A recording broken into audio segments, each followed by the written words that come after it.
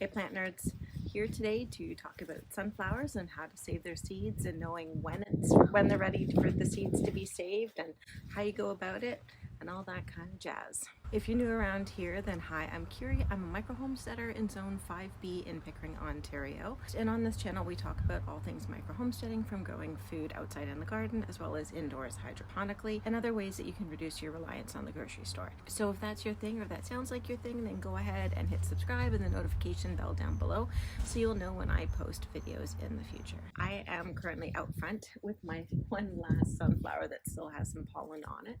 This would be a prime example of a sunflower that is not ready yet. It still has the pollen. It's still got lots of pollen on there, so we will leave that one for the bees. Let's head on out to the back garden and grab bacon, and let's go take a look at the 5 signs that your sunflower seeds are ready to harvest. So let's go.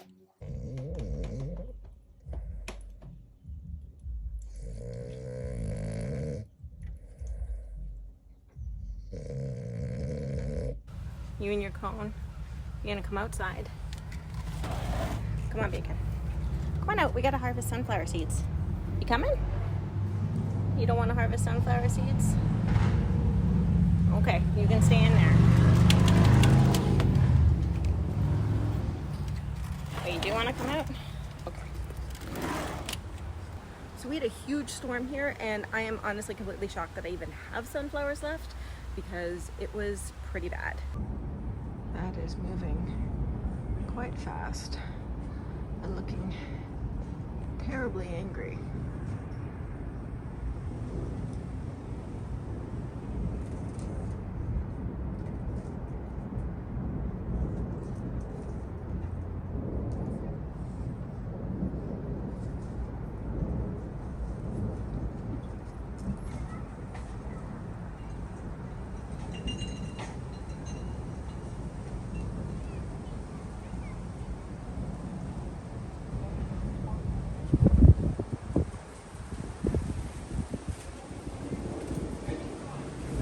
But thankfully these guys survived, so let's take a look and see if they're ready to harvest the seeds. I mentioned there's 5 things you need to know about saving sunflower seeds. I'm going to flip the camera around and I will show you what they are.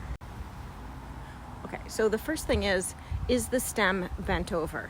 When the head is facing down towards the ground, that's a good sign that it is on its way to starting to mature.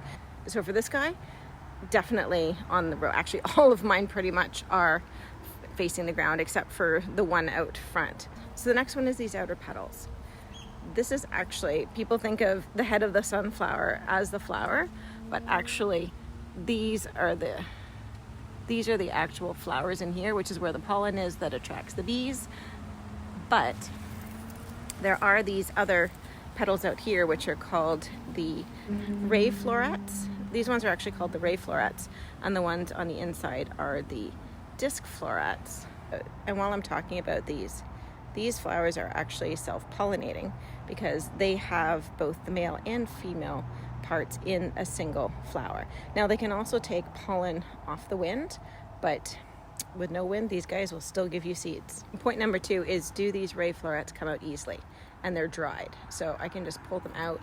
They're coming out. So this is another good sign that this one is getting ready to harvest. The third thing is these disc florets. Do they brush off easily? Which these guys do. They're just falling to the ground. So far we're at 3 out of 3. Number 4 is the back of the flower head going yellow and brown. In this case, it is not. So that's an indication that this guy's still going to need a little bit more time. The last thing for the 5 is kind of the look of the seeds. Do they have the colors? So these ones are supposed to be black and like whitey gray. So some of them around the edge here are getting more mature, but some of the other ones are still quite white. And are they loose? And these guys are not loose in here. They are still pretty strongly. So we've only got 3 out of the 5 things that we need to be looking for. So this guy is still going to need a bit more time. So those are the 5 things that you need to look for to know if your sunflower seeds are ready. But we have to talk about getting them to the point that they're going to be ready. So up until about 2 days ago, I was bragging because this is the first year that I've planted them in the middle of the garden. I usually plant them over against the fence like I did with that guy. And then what's tended to happen is that the squirrels get them because they're right up against the fence, they're coming along, and then they have a snack. So this year, I thought I outsmarted them. Planted them in the middle. They have been doing fantastic until like a day ago. And then I saw this. Somebody has been here eating my sunflower.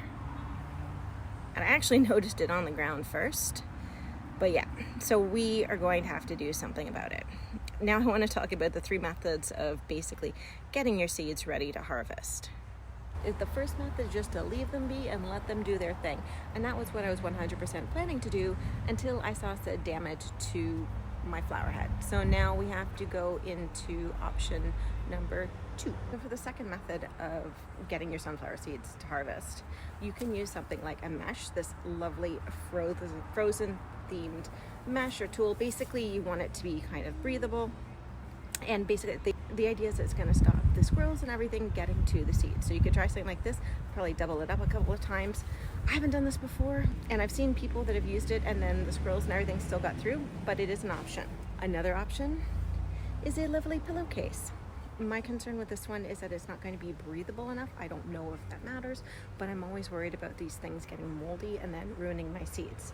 But covering the heads is definitely an option. You're not going to want to do this until after all the seeds have been pollinated. So you want to make sure that the head is at least facing down, and those the disc florets will brush off easily before you go and cover it. Because if you cover it before they're all pollinated, then it's not going to matter because you're not going to have any seeds. And the last option is the one that I am choosing. Get to use ye old Hori blade. I love this thing. I'll put the link down in the description below if you guys want to grab one. I use it in the garden all the time. What I do is I'm going to cut the head off about here, leaving about a foot, and then I'm also going to get rid of any of those leaves, and then we're going to cut it off here, and then I'm going to hang them in the garage. We want them to be somewhere where they're going to be able to dry out, but they're going to be out of the way. Then all the animals and wee beasties cannot get our seeds before we are ready for them. So I'm going to cut these down, and then I'll have to take them out to the garage. I have my prizes, or what's left of them anyways.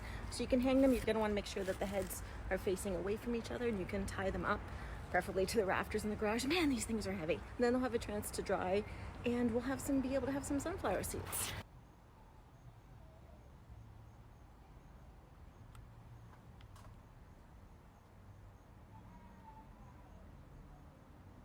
You may be wondering why I still have this here. I have the mammoth gray striped sunflowers. So these grow really, really big, and the stems are burly, and once they're dry, you can actually use them in a campfire or something. So I'm going to leave them and then at least try and use them as kindling so that I am using up everything rather than just wasting this. So then once they're all dried and the seeds come out loose and the back of the head is turned yellow or brown, and you can take out all of the seeds, and then I'm gonna lay mine out to dry to make sure they're 100% dry, because you do not want to go through all the effort of growing the seeds, getting them to harvest, and then having them go moldy, because then you're not gonna be able to eat them or feed them to the birds or plant them next year. So you want to make sure that there's no chance of mold, and then you will be good to go.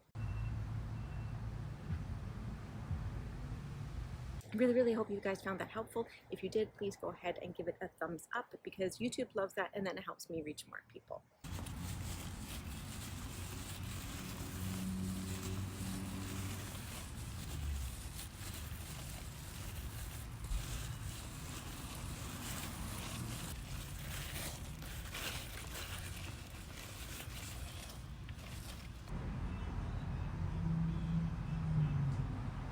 So until next time, don't forget to go out there and enjoy the little things and make food grow. Bye, guys.